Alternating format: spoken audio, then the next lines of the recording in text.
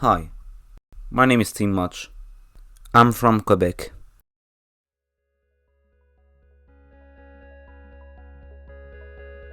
Quebec is a weird place.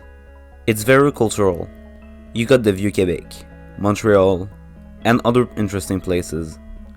This uniqueness also reflects in Quebec's art scene. You have games made in Quebec, some of them getting a lot of attention, movies, theater, and music.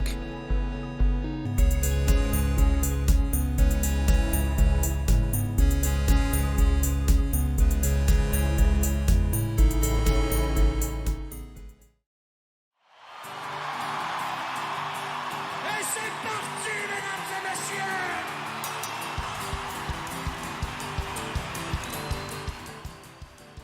Les Cowboys Fringants are a Quebec band, no I will not say French Canadian, founded in 1997.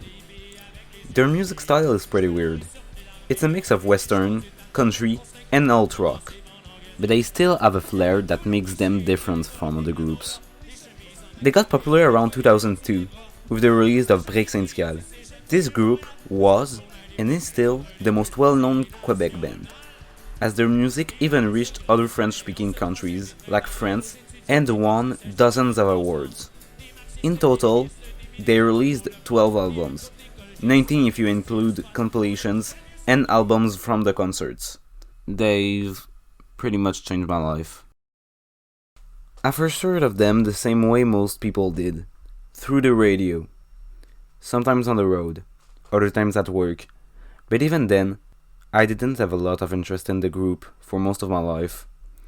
It went through one ear and left by the other. I never thought much of it.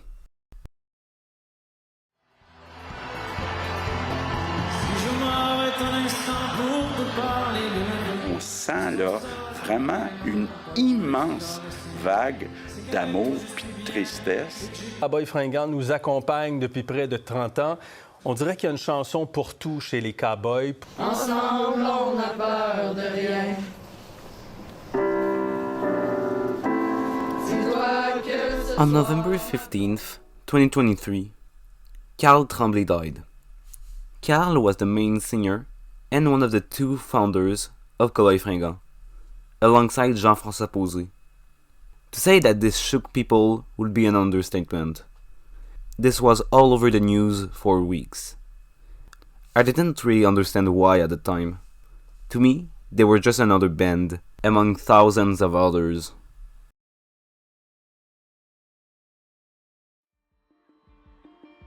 La Grande Messe is the group's sixth album. It's the first one I fully listened to. This album is a straight-up masterpiece. Every single song is great. The whole album theme is about capitalism and establishment, and how it hurts its people. It talks about consumerism, poverty, and nostalgia. These subjects are very common in the rest of the group's discography. They aren't ashamed to show their opinions and beliefs in the songs they make. They have a very clear eco-activist and more left-leaning ideology, which can be seen very clearly in this album. I mean, they literally say no to neoliberalism, no to exploitation, and no to imperialization. It fits the Quebec core of the group. I think the link between the group's style and their political identity is the most clearly seen in the album Que du vent. The album talks about going against capitalism through the lens of the 70s. The album refers to Joe Dassin, a popular French musician from the same era. It has this retro aesthetic, which enhances what the album is trying to convey. The songs contrast between each other, comparing the rich, carefree, relentless lifestyle of the upper class with the tiring, forced one of the working class. It's empowering through its identity. At the time, a lot of the themes in La Grande Messe resonated with me. It's kind of amazing how well its themes have aged. A lot of the songs still have morals that can be applied to this day. There is one song in particular that really resonated with me. Anna. Anna is a song about a girl named Well, Anna. It talks about how the woman grew up to loathe herself because of how other people treated her. Her insecurities and self-hatred left her confused after her childhood, making her unable to have a normal adult life. My favorite part of this song is that it uses the sky as a metaphor for beauty and the endless yet unreachable opportunities of life. In the beginning, the song says that she used to look at the night skies as a kid, seeing the stars glow. Later, in the song, Anna wants to see the stars again, get her childhood innocence back, get her life back. This track not only resonated a lot with me, as I have autism, and therefore I have trouble socializing and I will never have a normal life, but also with countless other people. If you look through the comments on the YouTube video of the song, you can find countless people relating to this song, and almost all of these people are also reminiscing on Carl. On every video of the group, people are reminiscing on Carl.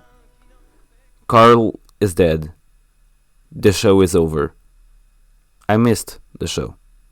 I missed Carl.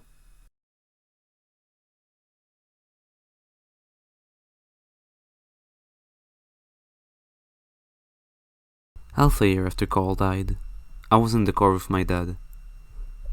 We were chatting about, well, music. The topic changed to talking about the shows he got to see when he was younger. He told me that, back then, him and my mom went to one of the Cowboys Fringants' first breakout shows at the Festival d'été de Québec. At that show, they played some songs from the album Motel Capri, the band's third album. One of those songs stuck with him, Léopold. It's a song about a gay couple. However, my dad didn't know this when the song played. He just thought that it was a straight couple, like any other love song. It's kind of hard to put into words in a video like this, but when he told me this, I could tell that it was something he deeply cared about. He was surprised by the sudden reveal in the song that this was, in fact, not a straight couple. It stuck with him for years. It became his favorite song from the group.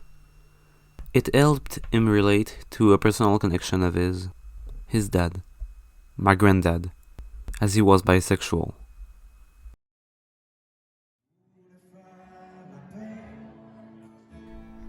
Pub Royal is among my favorite songs of all time, alongside Anna.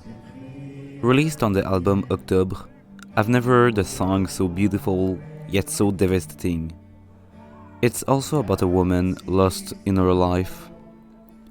The song talks about how she changed identities, changing her hair color, name, and entire self. But she is still stuck with her old identity as an awful, bitter memory. This all culminates in the most beautiful yet incredible solo I have ever heard. The song can easily be interpreted as the woman having a drug abuse problem. I mean, they literally say that she liked putting the needle in her arm, erasing her humanity. I didn't think much of these lyrics at the time. I missed the point.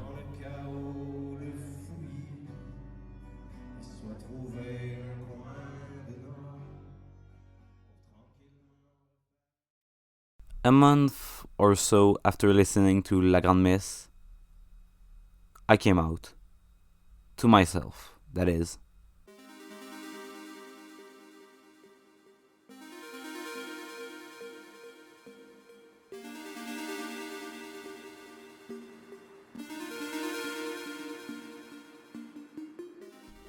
When I was younger, I liked being a boy. I liked Legos, video games, and drawing. Fairly normal things that were expected of me. I don't have that many memories of being a boy. I never really tried to fit that man I was supposed to be. I was always in my own mind, creating and imagining worlds, not facing the reality that was in front of me, never facing myself. For a while, I hated how I looked. I hated who I was. I hated throwing fits and angering people. I hated being angry. I hated other people for not understanding me. I hated how selfish I was, how wrong I felt. I was Anna. I was a woman pub royale. I wasn't myself. I couldn't find myself. I was non-binary.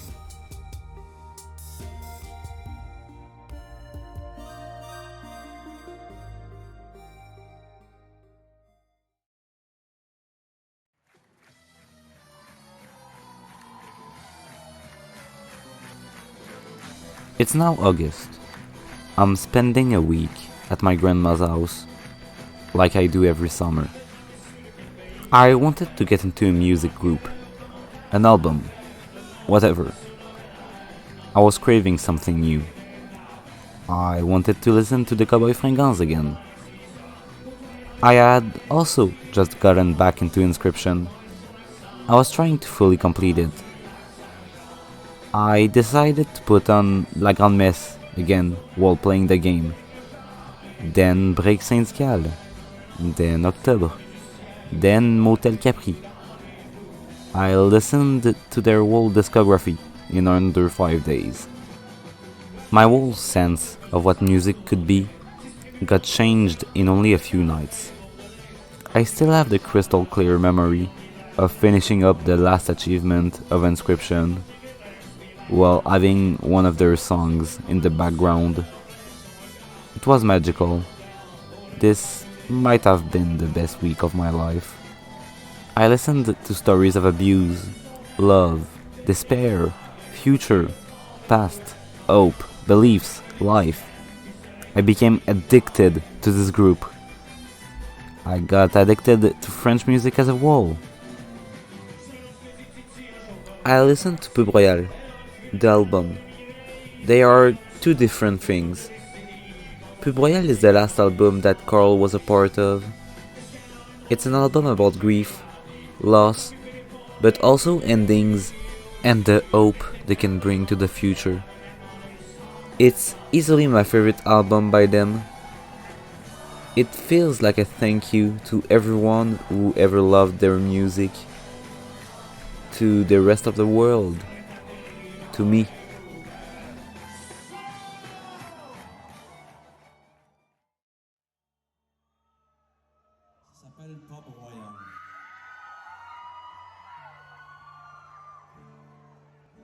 I also listened to Pub Royale, the song, again.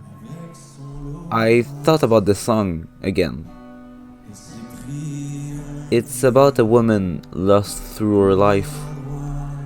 She wanted to make peace with herself.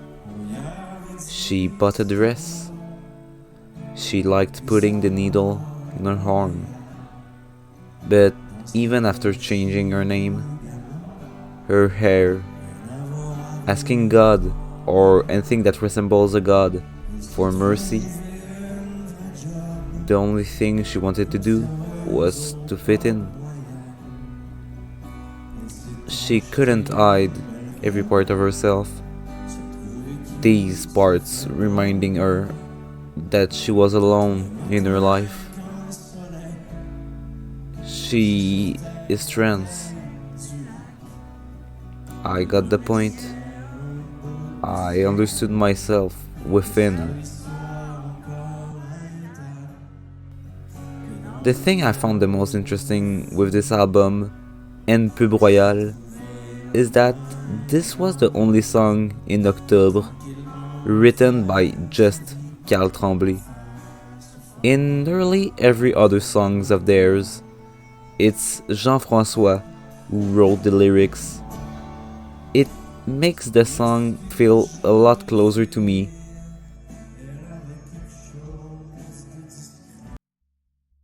For my 16th birthday, my dad offered me to go see the Pub Royal musical based on the album. It's a jukebox musical made in homage to the history of the Cowboys Fringants. It tells the tale of a man named Johnny stumbling into the titular Pub Royal. He meets weird inhabitants of the bar while trying to understand what's going on.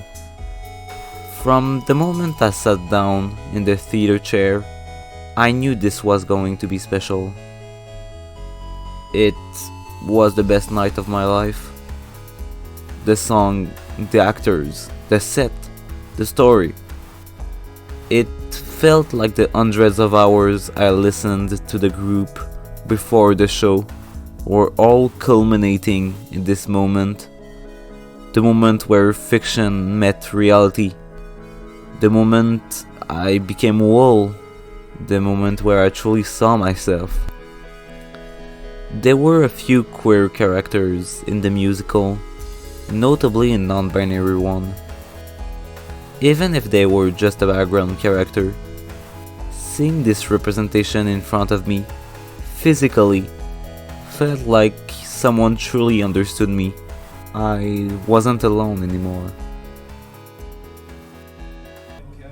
One of the last songs that played that night was Pub Royal. One of the characters, Catherine, sang it. She was being pulled by strings, creating a visual metaphor for her being stuck in her lifestyle, her body. It was creative, it was beautiful. Everything clicked. I saw Carl, I saw myself. I might have never seen Carl, but I saw his legacy. He still changed my life, even after he died. He mattered. As a queer person, it's hard to find representation in anything. But seeing a piece of art I deeply care about, that I relate to, that is inherently linked to where I'm from, to the person I became, it's special. It's me. I feel like this music group made me feel seen in a way that I haven't seen any other art piece do. I think I've always had a fascination with connecting fiction through reality, art in a physical medium. Living in the modern age, I've experienced most of the art that shaped me in a digital format, which is great for accessibility, but I think it loses a bit of the soul. You can't feel a disc or a game case with a computer, the way you can't experience a concert through the screen. I never got to see one of Carl's concerts, but I watched a recording of one of his last shows. It feels surreal, to say the least. It feels disconnected, yet it's the only way I can really see him. The most humanity I will ever see from him is through a representation of the person he was, a recording of someone I will never watch sing. When leaving the theater, my dad told me that this was the best musical he had ever seen. I felt the same way too. I haven't told him this story yet. I still haven't came out to him. Dad, if you're seeing this, hi. My name is Tix. I'm non-binary. Merci Carl. Merci bien.